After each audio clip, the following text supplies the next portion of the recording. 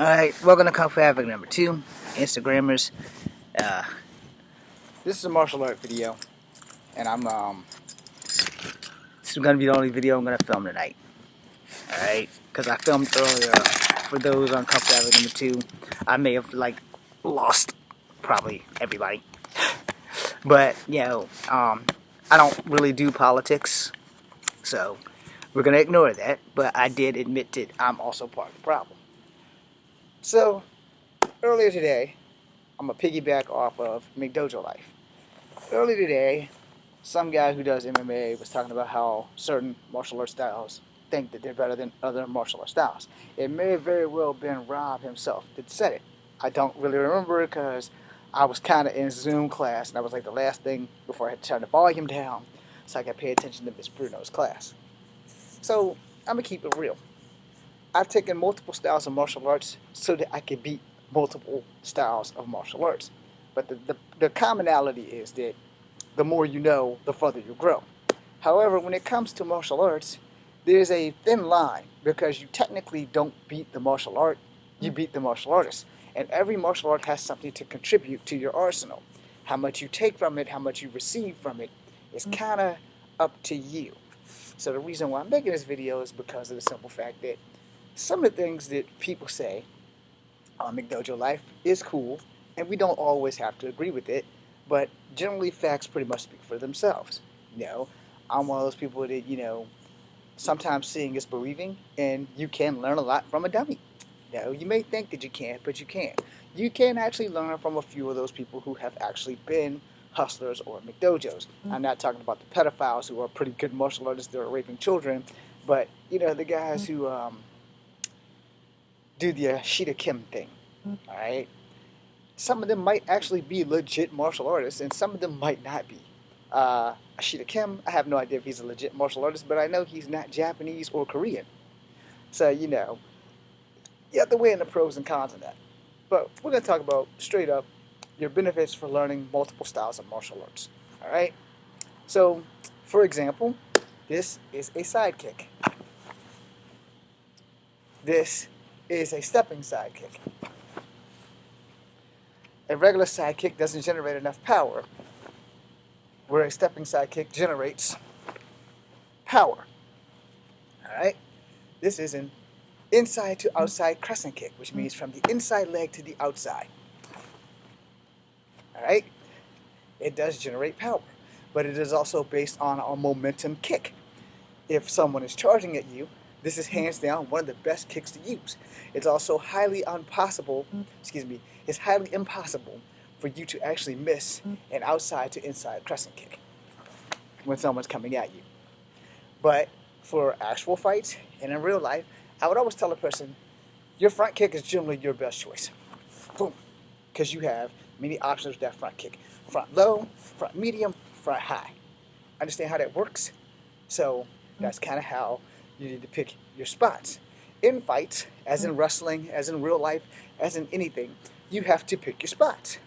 So let's say your inside to outside crescent kick with your left leg is shoddy at best. So then you learn to adjust your right. Anything that you do with your right side, with the exception of a couple of medical malfunctions, you have to be able to basically do with your left side. They're not going to look the same. It's going to feel totally unnatural on your left, which is why you should train your non-dominant side the most, which is what I usually do. I usually use my non-dominant side, so I have strength and control, and this side, my dominant side, will automatically catch up. You don't have to believe that because your body is not my body, but this has been working for me. Now, right side's a little faster now because of the hip replacement on the left side. So I'm a little bit limited to my arsenal. Alright? Technically, I'm a lot limited. So I'm going to show you something. Hopefully I don't break my leg doing this because I've never really done it since my hip replacement.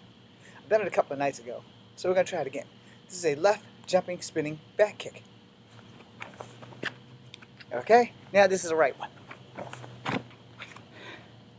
Now they both look like shit. In my 20s, they were great. In my 40s, they look like shit. But that's because I am my own worst critic. and I'm always going to be my own worst critic, and you will probably be your own worst critic. Perfection is not a thing that you will ever really attain in martial arts. You will have some moves that are dominating, dynamic, and awesome. And you will have some moves that just pretty much suck. It's just that simple. And it's really body mechanics. Now, I watch a lot of things about a lot of things, and I watch a lot of people talk about size of a person, weight of a person in a fight. Okay, so here's the part where I piss everyone off. As a martial artist who was a street fighter first, everybody's bigger than me. Everybody. But all those people who are bigger than me have never whooped my ass. Alright? So bigger doesn't mean shit when the fists are being thrown. And anybody can be anybody with a swift kick to the nuts, a knee to the face, punch to the throat, pretty much done. Person can't breathe, they can't hurt you. A person who can't stand can still fuck you up. Try to remember that, because every style has a different approach on its attack barriers. So if you're doing Kung Fu or a Southern Shaolin, I think, whichever one is low-based, there. Where if you're doing Wing Chun, you're there. See the slight difference? Low, shin attack. High, upper thigh attack. But the thing is, sometimes you got to step out of what you know. Because if you're fighting a Thai fighter, whose basic weapons, forearms, elbows, knees. If you have no concept of what other styles are, and you are stuck in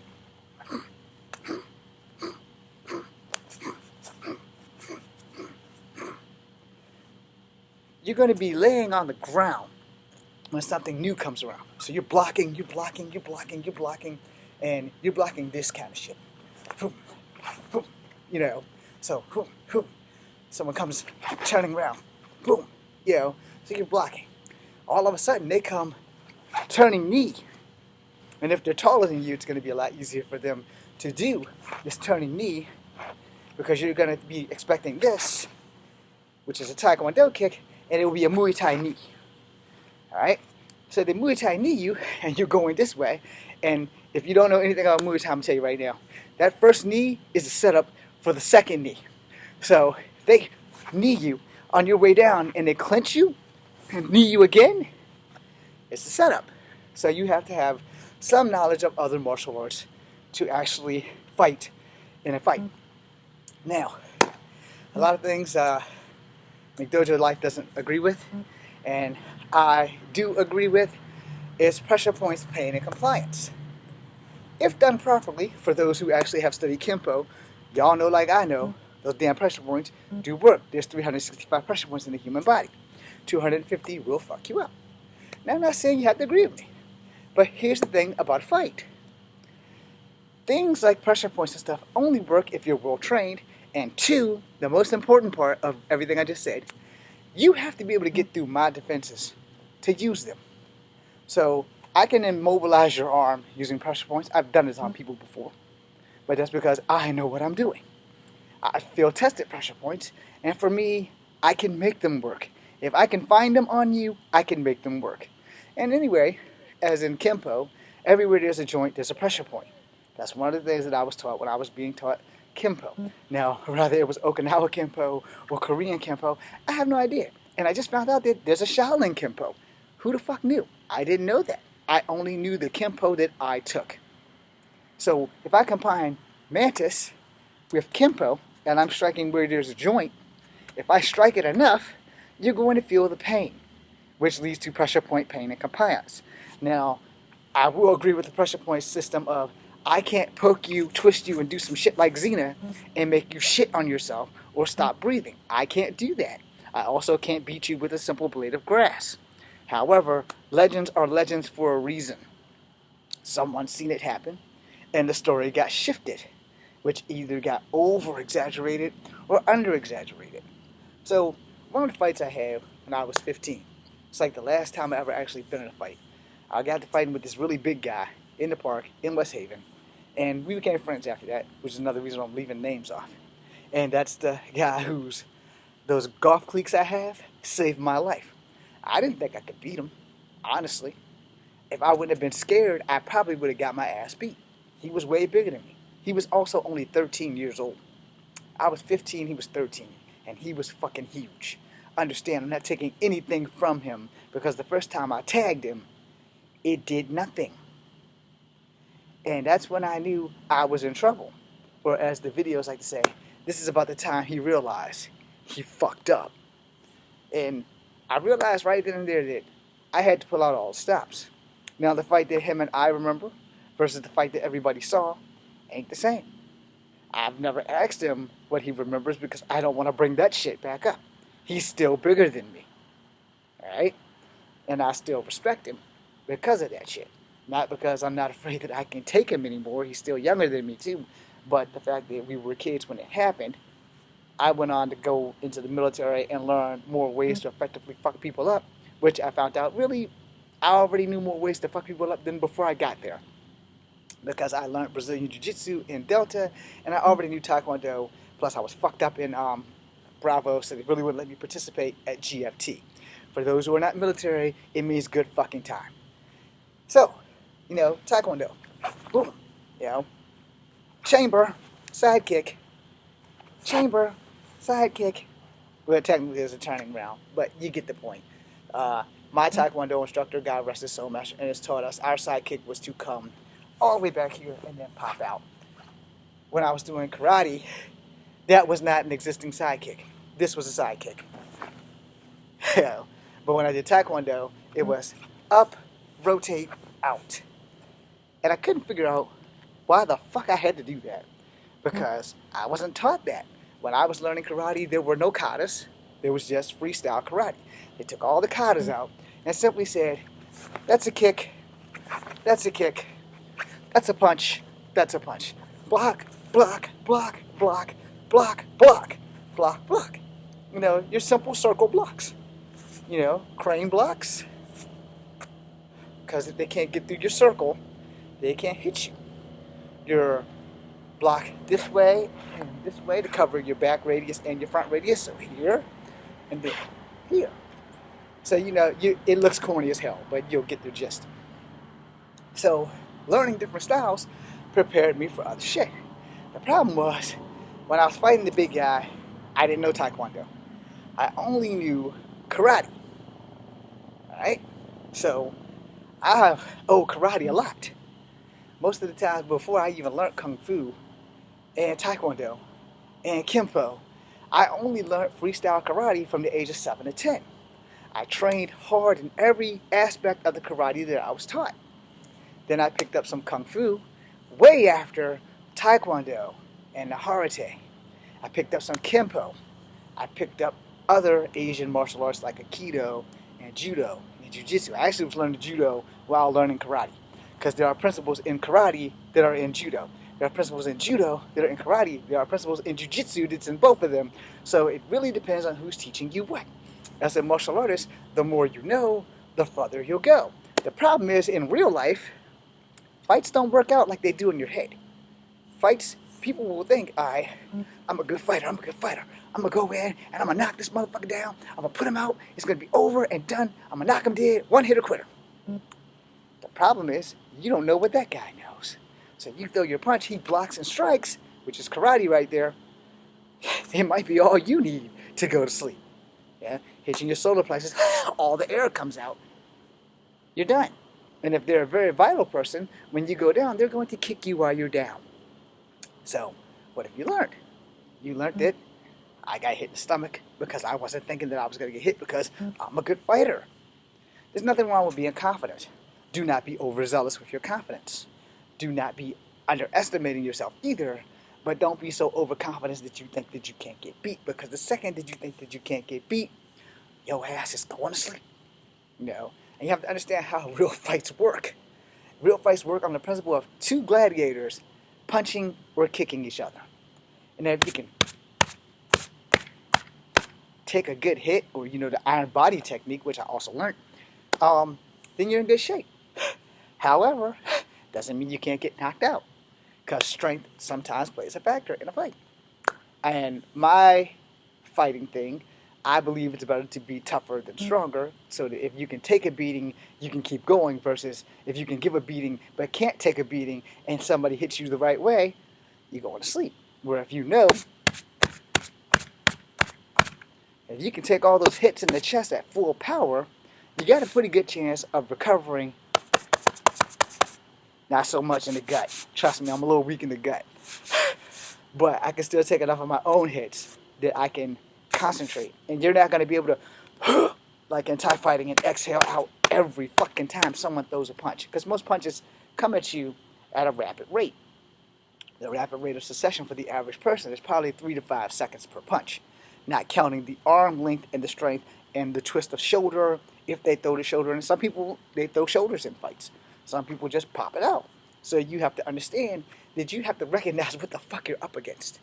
A lot of people, if you're fighting someone who breaks into their martial arts stance, if this is a regular stance, you're not going to know if they're going to do martial arts. Where if I break it down, I just showed you that I'm about to go into mantis, snake, crane, dragon, excuse me, this is tiger, dragon. So I just showed you when I start breaking it down. Now you know I know something.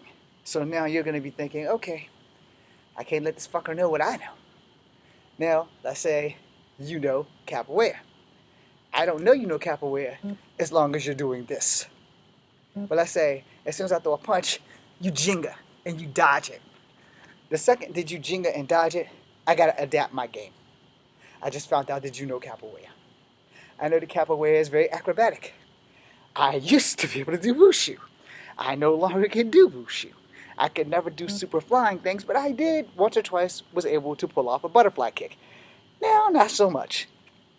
So, if you're wushu and bust a back hand flip kick, I need to either do the pancake or what I was taught it was called the Shaolin layback. But see, that puts me at a really bad position because I'm on my back. And if you swing around and do the one-handed spin Eddie Gordo thing and come down on me, in the midst of me coming up from the pancake and I don't catch that foot, I'm going to catch that foot, which is going to go all the way down my solar plexus and my central line, and even hit me in the nether regions, and this fight's going to be over. I'm going to be laid on the ground like a dead cockroach, shaking. So you have to be aware of who you are fighting. You have to be aware of the styles that they throw. But if they're throwing regular ass style, just boxing, if you don't recognize that they're going to boom and then break into their jinga, you could get screwed. So you have to be aware of everything. So you too, don't let them know that you know martial arts. You're just in your stand and they throw a jab. So they throw a left jab. If you're going to do karate, you block with the left hand and you strike. But if they're going to do karate, when your right hand comes, they're going to block with their left hand. So your block up here and their block will either be up or down in the same direction. But if you're going to do kung fu, when you block this way, you have limited options because you opened the inside of them up, but their left hand's still free. So if they throw the jab and you do kung fu and you block to the outside, you have a wrist that you can break or an elbow because you're going to put one hand here, snap at the elbow, boom, slide down the arm because their arm's extended, slide down the arm, hit them in the throat, or slide down the arm, hit them in the ribs. You're going to do something in the effect of break, boom, or low. Or if you want to do it even easier, break, punch, kick. It's right there. Or if you're still holding to them, put your leg in the back of their knee and bring them down and twist them. You can put them in an arm bar. You can break their arm. You can do a lot of stuff from just locking. And a lot of martial arts, whether you know it or not, a lot of Chinese styles have grappling in them. Wing Chun has grappling in it. Wushu has grappling in it. Shaolin, Northern and Southern, both have grappling in it. Tiger is grappling. Dragon is also grappling. Mantis and snake and crane have grappling in them. The techniques are a little bit more oxygenated to get to, but a lot of crane is more evade. A lot of snake is more spring, and a lot of mantis is a little bit of both, but mantis also has grappling techniques. So if you are taught properly, then you would know that every martial art has a grapple technique, not just Brazilian Jiu-Jitsu. Now the thing about me learning Brazilian Jiu-Jitsu in the Army, I'll be the first to tell you, I totally suck at Brazilian Jiu-Jitsu. However, I'm also a strong believer in, you got to get me on the ground and use that shit. And that's where people fail to understand about ground fighting. If you are a ground fighter, it's only good for you if you can get your opponent to the ground. So if I sprawl and stop you, or if you come in for the double or the single leg takedown and I elbow you in your spine, it's not going to be too much taking down. And if you're still able to manage to take me down, I've elbowed you in the spine, I have a free leg, unless you get the double underhook with both legs. I have a free leg, so I'm going to knee you in the chin or the throat. So it's a whole lot easier to demonstrate when you have a person who's willing to take the hit versus what I'm doing now. Now, there are other variations of kicks that I want to show you before I end this video. This is a jumping outside to inside crescent kick. It's going to look like shit. Okay? So, it looks like shit. Will me in my old age be able to pull that off? When hell freezes over, yes. But not tonight.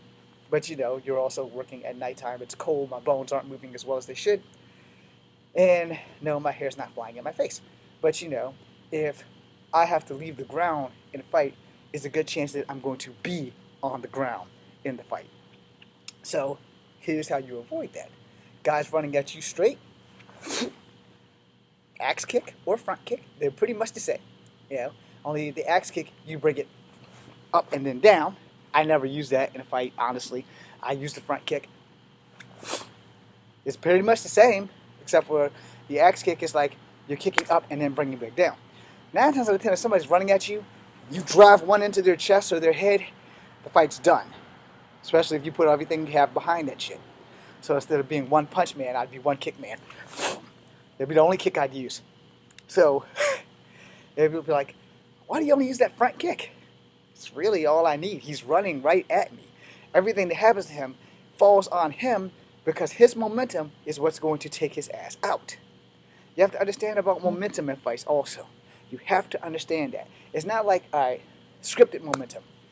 I'm getting my ass beat every week until the pay-per-view, and I'm a wrestler. Alright? Every time I get into the ring with you, you hit me with something, you knock me out. You tap me out. I pass out. So this goes on for like a month and a half. And then at the pay-per-view, I win the championship. Now, we all know how wrestling actually works. We're not going to go into the politics of that shit because I love wrestling and I don't want to ruin it for anyone. Plus, I'm never going to get the chance to be a wrestler because I'm only 5'3". And if I was a woman, that would be great. But as a man, no one has a 5'3" wrestling league because if that was the case, I needed a job way back when I was in my 20s. And I would have never stopped until I died. I'd be Ric Flair of that league.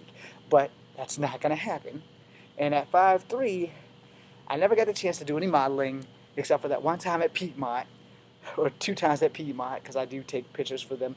I never got the chance to do real acting outside of the shit that I do on my YouTube channel. And my Scarlet Spider fan film is almost made. I just have a few more scenes to shoot, and then I have to put the damn thing together, and hopefully within the next 3 weeks I'll be able to have that piece of crap that I promised up. But it won't be the great thing that I dreamed in my head, but it will be something. Hopefully you will all enjoy it. It's not going to be a piece of crap, but it is going to be a clusterfuck. That being said, you know, because I'm also fighting myself. Now, for certain sequences, you know, front kick, boom.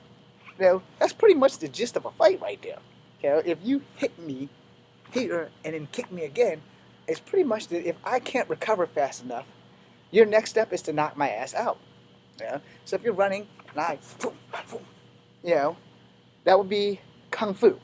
I did 2 moves in one. Front and I rotated it in. Alright, that could also fall into Taekwondo because I also learned that in Taekwondo. But here's the thing. All kicks in martial arts styles are related. No matter what style you have, there will be a kick that resembles another kick. In instance, the tornado kick for Taekwondo is the hurricane kick for Kempo. Do not ask me why. I don't know. I don't care. I'm not the Asians that came up with it. I just know that you probably can use it in sports karate.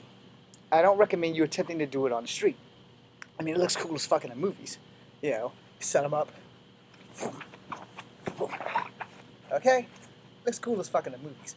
But there's no guarantee you're going to stick that landing in an actual fight. If you miss that tornado kick, and they slide under, and they hit you with an uppercut to the testicles, it's pretty much a done deal that you're going to go down. Now, I can't say this about girls because I've never kicked a girl in the pussy. So, sorry, I couldn't resist it. Dave Chappelle came across my head for a second. But I've never done that. I would never do that because I don't hit women.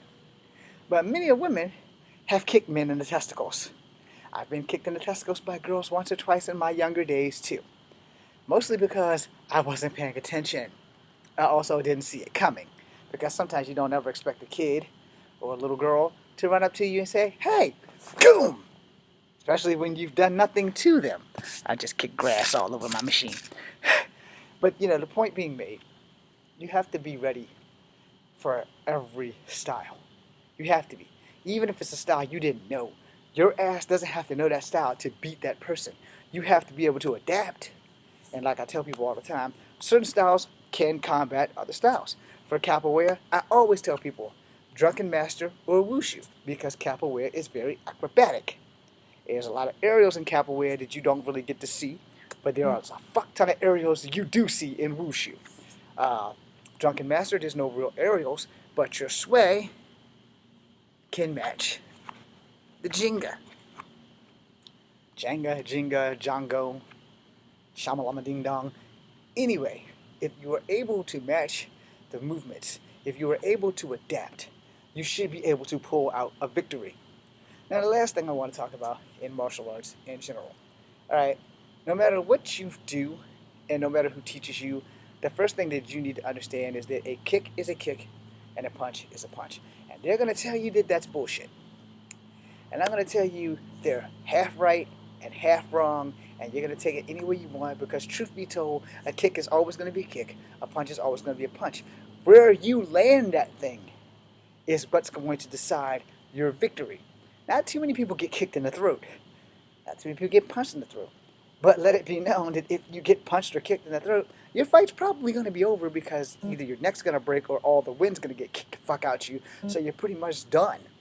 Getting hit in the gut, that kind of hurts, and you're more than likely to lose a little air. But if this person is way stronger and they hit you in the gut, it's more likely that one hitter quitter could not even be a knockout blow. It would just be like, boom, a low-angled uppercut to the sternum or the lungs very well may shut your shit down. You may buckle over and fold like paper. You'll be origami. That's a shout out to CLS. But what you don't know can hurt you in a fight. What you don't understand can hurt you in a fight. You can be in the best shape of your life and still lose. You can be a great fighter, catch you sleeping. You need to be able to understand that your hand and your feet aren't the only weapons in the martial art field. There's hand, forearm, elbow. There's kneecap, shin, and foot. And thigh, depending on how close that person is to you, allowing you to miss with the whole leg, and the only thing you have left is your thigh. So every part of your body is your weapon. My advice to you is to figure out how to use every part of your body in the motion at the moment. Now see, for Kung Fu, block and get to the outside. For Karate, block and counter. Taekwondo, keeping them at a distance with those strange ass kicks, cool. Same thing with Muay Thai. Same thing with Capoeira. Every kick has a purpose. But that does not change the fact that it's still a kick. That does not change the fact that a punch is still a punch. An elbow from this way is just as deadly as an elbow from this way. Spinning back elbow. Same concept. Spinning back fist. Same concept. Now, here's the thing. I don't believe in the spinning back fist because I believe it's the quickest way to get your fucking elbow broken, because you don't know how much momentum that you put behind that, and you don't know who you're fighting. So, if you have the person beat, they're fucked up, then spinning back fist. Boom! Because there's a slim chance that they're going to be cognition enough or coherent, or they're going to have minimum cognition in the brain to put a full strong block up. They may have just enough ability to put a block up just to stop the pain, but they may not stop the blow itself. Where if you come against somebody who can take a beating and you do the spinning waddle fist and they've been playing possum, crack, and they break your elbow or and put you in a fucking Fujiwara armbar, or they put you in a regular armbar, or the Oscar lock, or anything in that matter that involves somebody grappling and locking your ass and putting you on the ground, you have to be aware of that. But the spinning back fist, I'm going to tell you, I don't give a damn who you are. It is a very easy way to get your elbow broken.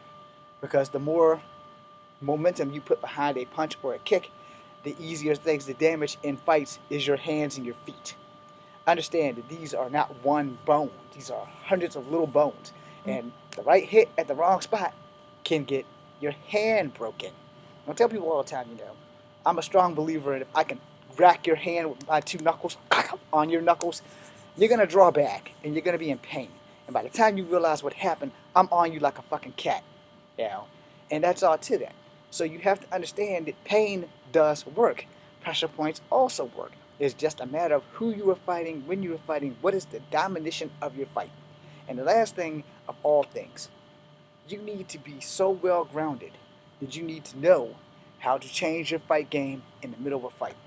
I suck at BJJ, so I'm not going to let you, whoever watching, or anyone in the general facility of my voice or the side of the video, get me with a double leg takedown or a single leg takedown without paying the price.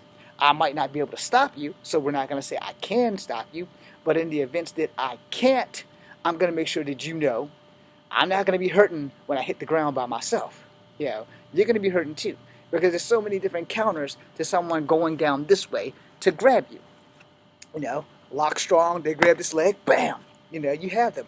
They come at you, bam! Why are you trying to take my legs down when I'm shorter than you? That means you have to work extra harder. As you're like 6 feet, you're going to come down to try to scoop me up.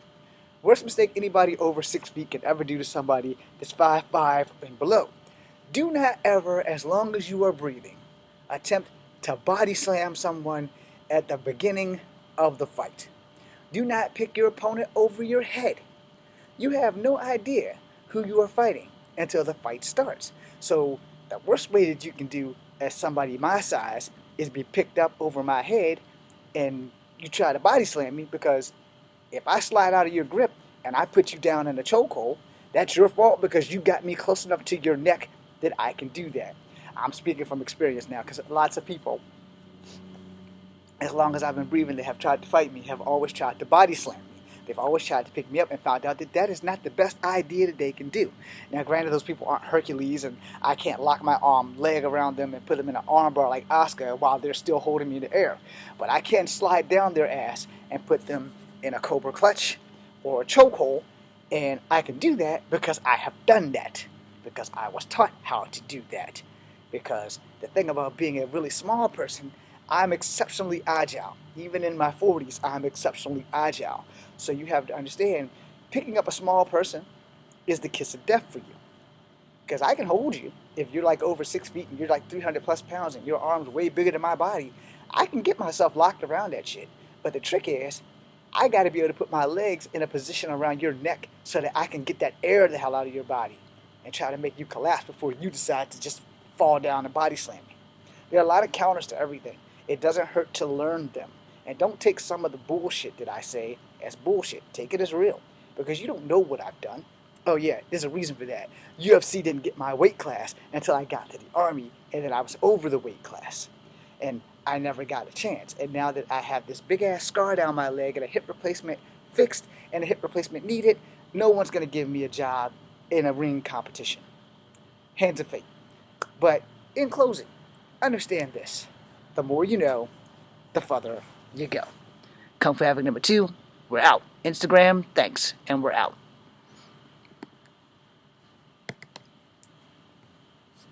Damn, it's 33 minutes.